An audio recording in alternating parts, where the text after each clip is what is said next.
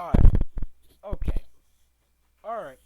Let's get this over with. I want to get one thing off my chest. I hate the Undisputed Era. I think they insult the intelligence and the growth of professional wrestling.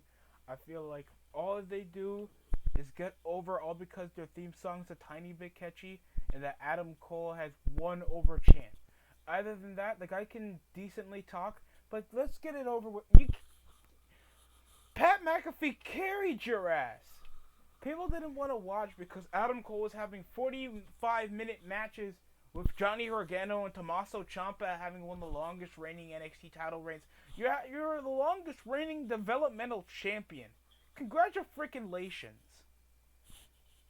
Listen, I don't want to. You had this guy headlining and beating both Seth Rollins and Daniel Bryan on main events on SmackDown and Raw. And then nothing else equivalates to that. Then he just comes back to just lose the NXT Championship to Finn Balor. I think it was Keith Lee.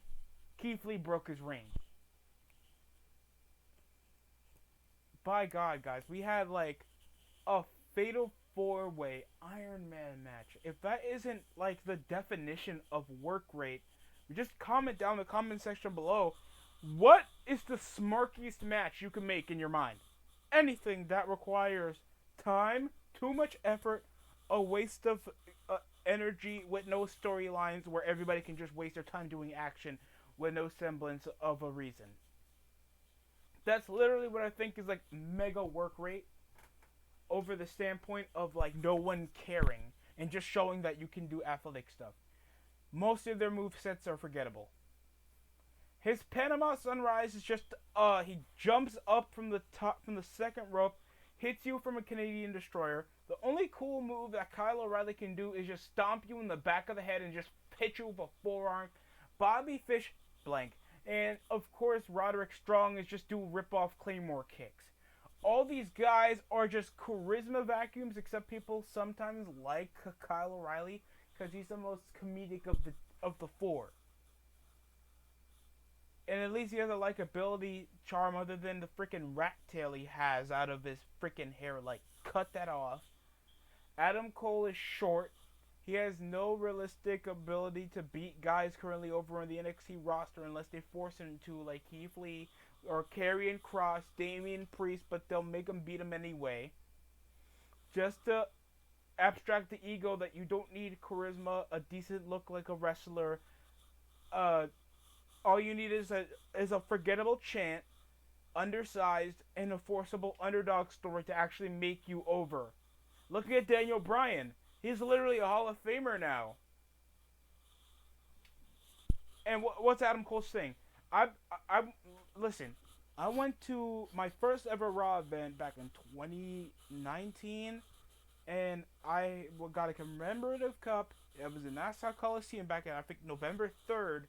For just a few weeks before Survivor Series, and I saw the coolest moment was when Rey Mysterio came around assaulting Brock Lesnar after Lesnar tossed Dio Madden into a frickin' commentary table, leaving out Retribution.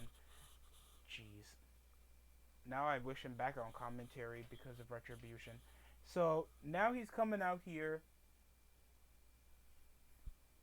Just the minute character, even though he's the current champion of a technical third brand, and he has no way over to stand out. People and just some fat old middle-aged retards coming around just shouting out in the back of my head, Adam Cole, baby! Adam Cole! Nothing got me more agitated to punch somebody in the face than just hearing Adam Cole, baby. And why is that? What, is he good with the ladies? Like, no one knows the identity of Adam Cole, so why the fuck is he saying that chant other than I hear that in the indies? His matches are forgettable. And people will be like, oh, match of the year, that he had that Iron Man, that I think it was a 2 out of 3 falls match with Johnny Gargano, or that other match he had with Gargano, or that War Game match. Like, none of these matches are memorable. The stupidest thing I saw was a random Panama Sunrise that looked predictable from the middle of the ring when there was a War Games match from 2 years past. And then one when he was stopping a suplex in for a Panama Sunrise for a near fall. And he had to finish one with a stupid shining wizard anyway.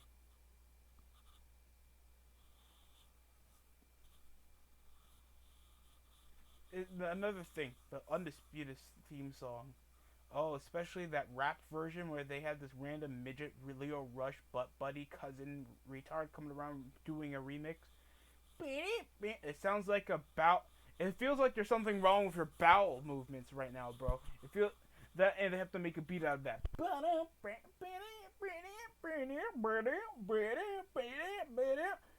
It's a shocker when you have a lack of identity, and technically when you make a faction, it's plausible that you need an identity like evolution.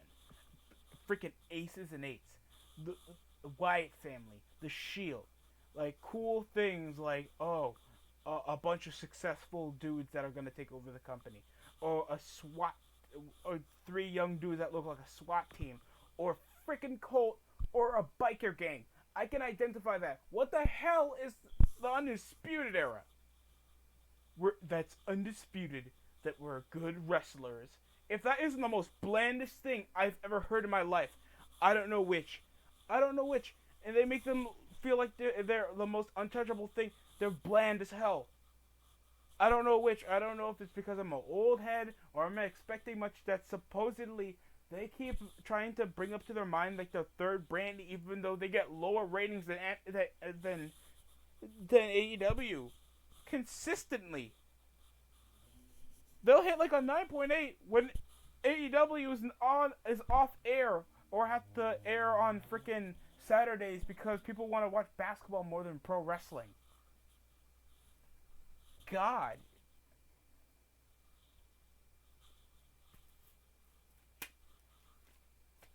Another thing, just their look. Like, no, there's no character motif factor into any of this. Like, at least for Tommaso Ciampa, even though he's a midget strifing troll face bland piece of garbage that I don't think have any beneficial factor to get mainstream, at least he had a definitive look. He looked like he was called like the Sicilian psychopath. The guy didn't mind putting himself over danger. He came around after DIY, turning his back on Gargano, looking shredded. He became NXT champion. And he actually looks like a guy that possibly you can see in a movie and kick his ass because he's like 5'7". Oh God! At least he looks built. At least he looks like he works out. I can understand over Tommaso Ciampa. I can't understand of Johnny Gargano, this wet-haired, wet-faced midget, that his girl Britt Baker is more charismatic than him. Oh, damn. There's like, and they're bringing up the standpoint of a third brand because they know how much of NXT is a freaking failure of a farming system for useful talent, and other than like getting rid of FCW and OVW that had John Cena, Batista, Brock Lesnar, Randy Orton, a farming system over like guys like Jim Cornette that was farming over the system that have experience in the business that actually teach these guys a way that look like wrestlers. And now we're getting guys that we're technically gonna get rid of in like a few years, or guys that look like they should be in mid-card purgatory for 20 years, but we'll give them like a title shot for world titles that are gonna be forgettable. Look at Kevin Owens, and you tell me how has he benefited the business? You look at Finn Balor. Oh wait, he's back on NXT.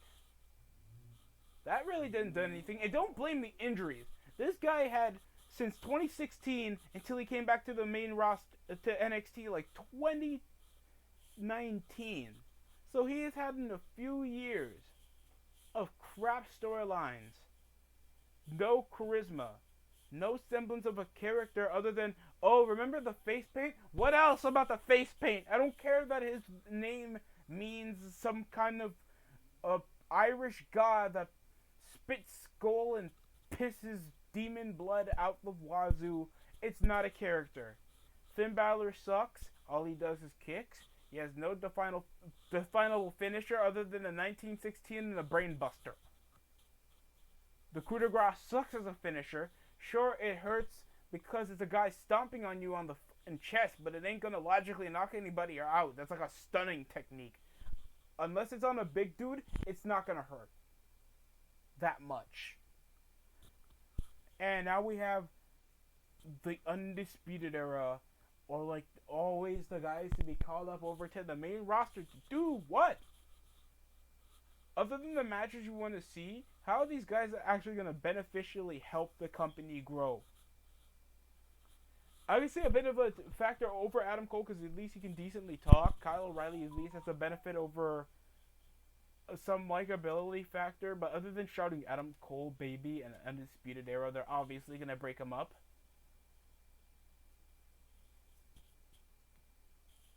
I'm not trying to be always disrespectful in these videos, man, but this is just the lane of how it is now in pro wrestling, where technically it looks like we have no standards, and we can like forget about guys that possibly could be a benefit to the business, like possibly Ryback until he learned about social media. Enzo, even though if some people hate Enzo, at least he had talking ability. At least showed urge of actually having a character.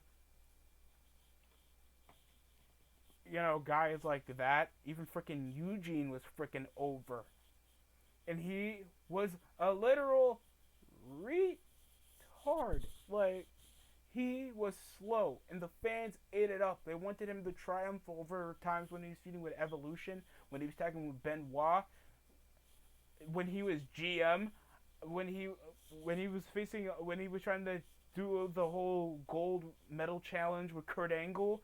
I remember that stuff. I don't remember jack crap what the Undisputed Era had done over like their 15 years on NXT. But did you see their matches on TakeOver New York? They're developmental specials. They're not pay-per-views that you're gonna remember for over 10 years. I'm gonna remember WrestleMania 31 more than I'm gonna remember TakeOver New York.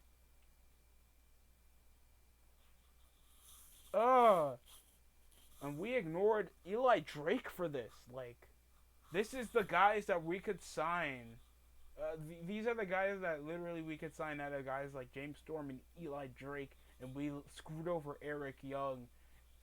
We're like underdeveloping Robert Roode, but we're gonna try to push over the moon and keep the highest potential on dudes that are possibly not going to gain an outside audience. This sounds mean, but I'm being honest, and plenty of you guys understand that too, or else Raw and SmackDown wouldn't be consistently gaining 1 point something million viewers. Get it for your thick heads. This isn't helping. Other than that, that's all I gotta say. Undisputed Era sucks. If you guys think differently, please comment down in the comment section below. Other than that, we're done here.